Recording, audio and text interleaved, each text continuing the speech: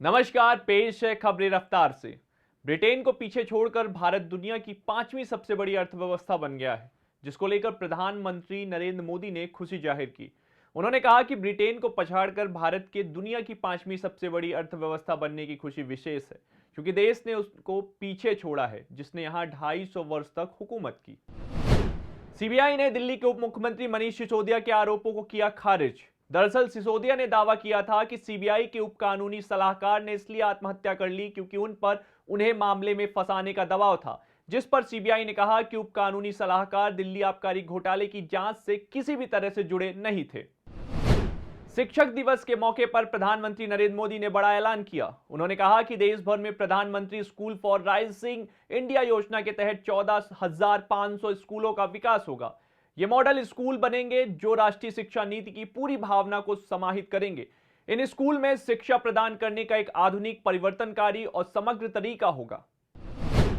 कांग्रेस नेता राहुल गांधी ने अहमदाबाद में एक के बाद एक कई वादे किए। उन्होंने गुजरात में अपनी पार्टी के सत्ता में आने पर राज्य के प्रत्येक किसान का 3 लाख रुपए तक का कर्ज माफ करने, एलपीजी सिलेंडर की मौजूदा कीमत को 500 रुपए करने और किसानों को मुफ्त बिजली और आम उपभोक्ताओं को 300 यूनिट तक मुफ्त बिजली देने का वादा किया।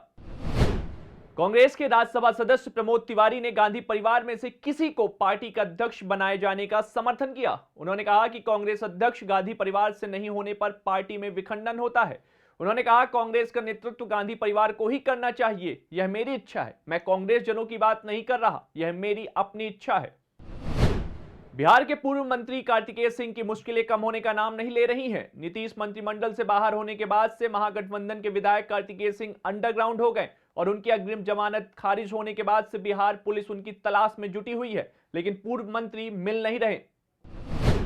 दिल्ली के उपराज्यपाल वीके सक्सेना ने खादी एवं ग्रामोद्योग आयोग के अध्यक्ष के तौर पर उनके कार्यकाल के दौरान उन पर 1400 करोड़ रुपए के घोटाले में कथित संलिप्तता के झूठे और अपमानजनक आरोप लगाने को लेकर आम आदमी पार्टी के नेताओं को कानूनी नोटिस भेजा।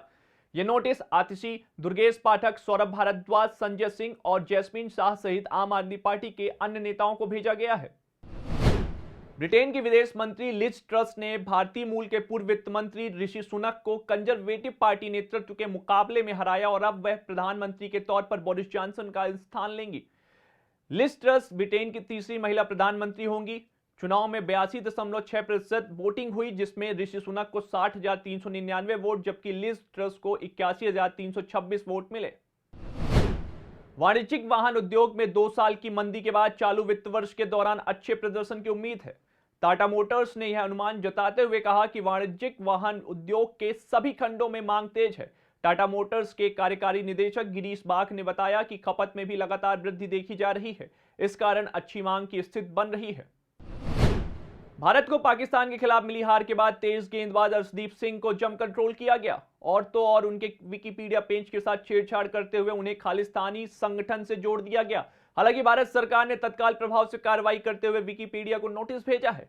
कहा जा रहा है कि अर्शदीप को निशाना बनाने की ISPR ने कोशिश की थी, लेकिन पाकिस्तान का पर्दा फाश हो गया। अगर आप भी लेना चाहते हैं देश दुनिया की तमाम जानकारी तो आज ही सब्सक्राइब करें हमारे चैनल को। साथ ही नीचे दिए बेल आइकन को जरूर दबाएं ताकि हर अपडेट आप तक पहुंच सके।